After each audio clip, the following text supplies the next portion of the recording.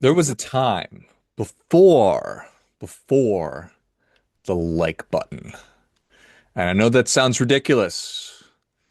And there's a lot of people, maybe even some listening, who don't even realize that that's a thing, who grew up in a time where liking posts was just a ubiquitous thing. It's something that you did, you didn't do, but for those others, those former cavemen and cavewomen like myself who existed before, even long before the actual internet. Hmm, it's wild. It's almost like thinking there was a time before electricity or before running water or indoor plumbing. But trust me, friends, there actually was. There was this time before every opinion, your photos, a joke, a political belief, a vacation, a meal, even your littlest thoughts could instantly be voted on by hundreds of thousands of people. And then something happened, something changed. It wasn't just technology, it was human behavior, it was psychology. Human identity itself shifted because the moment that that like button was created, we turned social interaction into a recordable, into a scoreboard. And human beings have been trying to figure out and adapt to this new environment ever since. Started like living in a fishbowl, living in a zoo, everybody kind of watching us, giving us a thumbs up, a thumbs down, just letting us exist in solitary.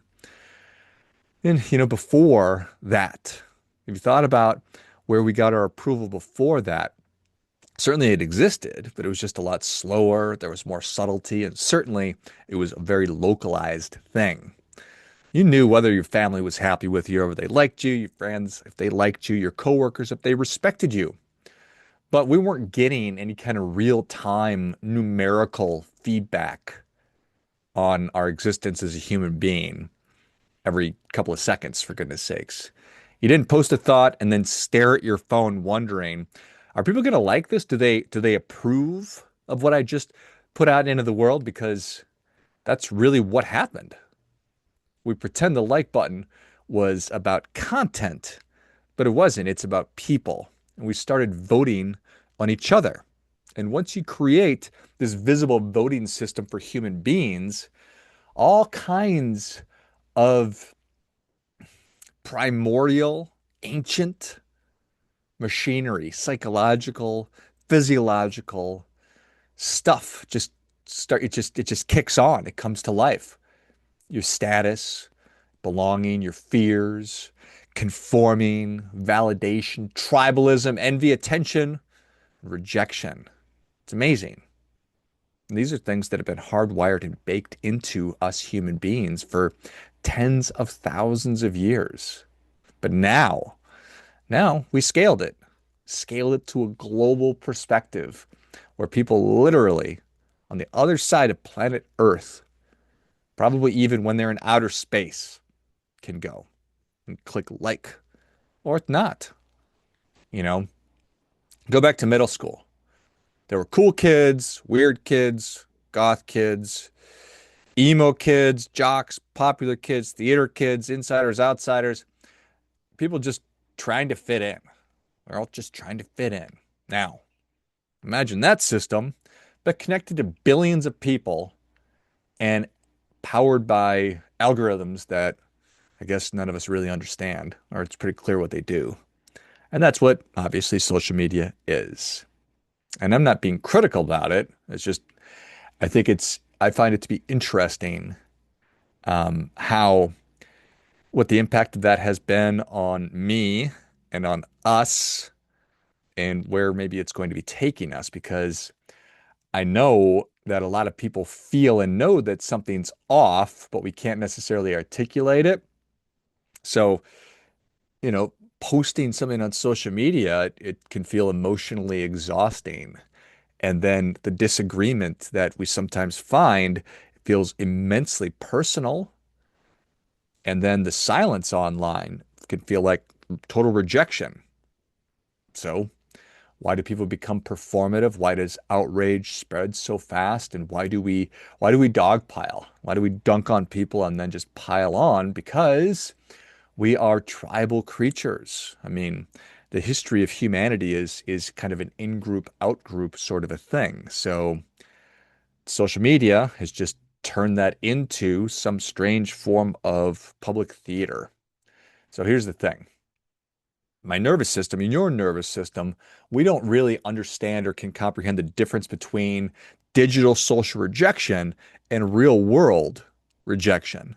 Because for most of human history, exclusion from the tribe meant death. You were on your own.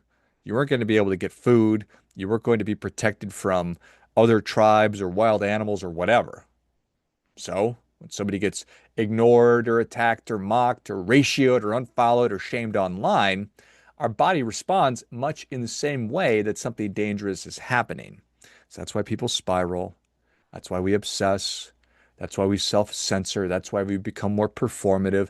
And that's also why we conform, because deep inside that ancient machinery, it's telling us, you better be careful. Tribe is watching. We're keeping score. And once that approval became a measurable thing, well, then we began optimizing for it. We weren't optimizing for truth. We weren't optimizing for depth.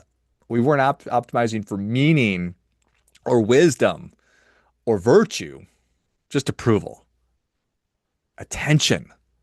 Who's getting the likes? Who's getting the engagement? Who's getting the applause? How do I become included in this? How do I avoid getting attacked? So slowly, probably unconsciously, we started reshaping ourselves around that feedback mechanism. And that's not a good thing. It could even be a dangerous thing because you can eventually stop asking yourself, who am I? And just start asking, what version of me gets rewarded? That's a different question entirely. So, I mean, social media is not all bad. Social media is not good, nor is it bad. It's just social media. Because, in a way, it's connected people, it's created businesses, certainly, it's spread ideas, it's built communities, it's it's brought things from the darkness into the light, it's exposed corruption. So it's allowed voices to emerge that otherwise would not have ever emerged. Probably brought wonderful creativity and extremely talented people forward and elevated them in a way that they never would have been necessarily. So we owe a tremendous amount to the internet and social media. So I think a lot of us do. And two things can be true at once. Something can create opportunity while also creating some distorted reality.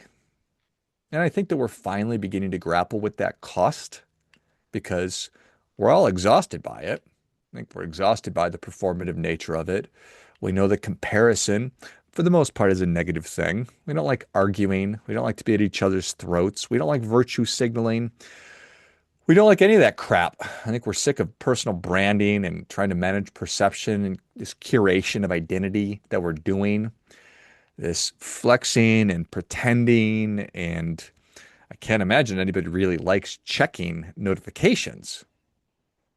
Because as I'm fond of talking about, we have finite attention, I've got finite energy, I've got very finite time. And those things I just listed off are pretty expensive. So I think it's interesting. A lot of people are just opting out of it. Maybe not entirely, but certainly partially. And we're moving back towards smaller circles and private chats and long form conversations and just trying to find, I'm reticent to say real, reticent to say authentic, but finding community, finding just genuine interpersonal relationships with the other humans, finding things to do and hobbies, and intentionally curating friendship. So maybe it's less broadcasting and more belonging. And I think that that tells us something that, you know, we're hungry to be seen. We're hungry to be known. We're not interested in being evaluated. And those are really different things because a like is certainly not love or caring, and attention is not friendship. Just being visible, that's not a form of intimacy, and engagement is in no form or fashion really belonging. We have confused those things. I mean, it's a brain-breaking thing when we have this new thing and all of a sudden we're playing with it.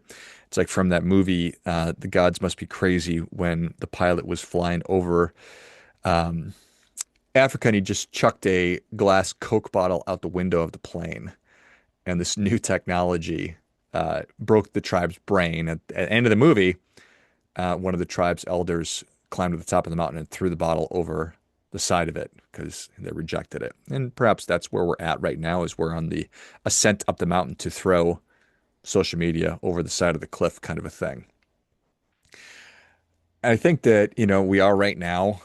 Less so. We're scared to say what we really think about stuff unless we know that there's people who also really think the same.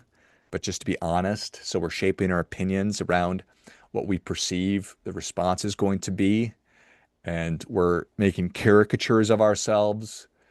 Um, and when we do that, we're just outsourcing our self-worth, and that's stupid.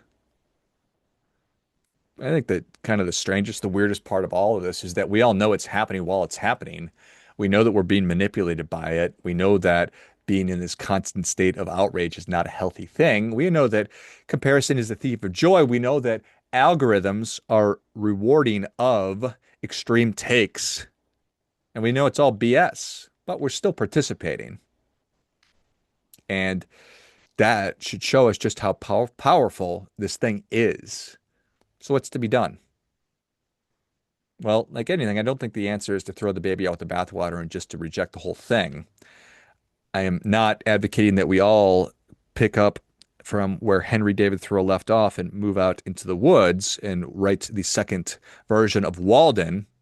I think the answer is more just being aware of it, aware that this stuff is having a pretty profound impact on us, that finding validation from the online mob can be a very seductive and addictive thing, and awareness that our tribes have tremendous power over how we conduct ourselves and how we behave, and that everything meaningful, put absolutely the opposite way, that nothing meaningful can be measured publicly, and that our worth is certainly not something that we can crowdsource, because if you let the crowd determine your value, that will eventually control your behavior, and there's nothing freeing or good or constructive about that.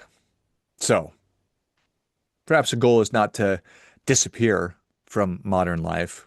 Perhaps it's to endeavor to remain a regular human being inside of it, to use their tools without becoming ruled by them, to just connect without being performative, to express ourselves without seeking approval, to try to fit in and belong someplace real, and remembering something that is very, very simple and very, very, very true.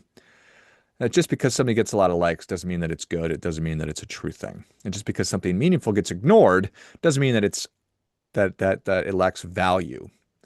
Sometimes the most important things in life happen without anybody knowing about them at all.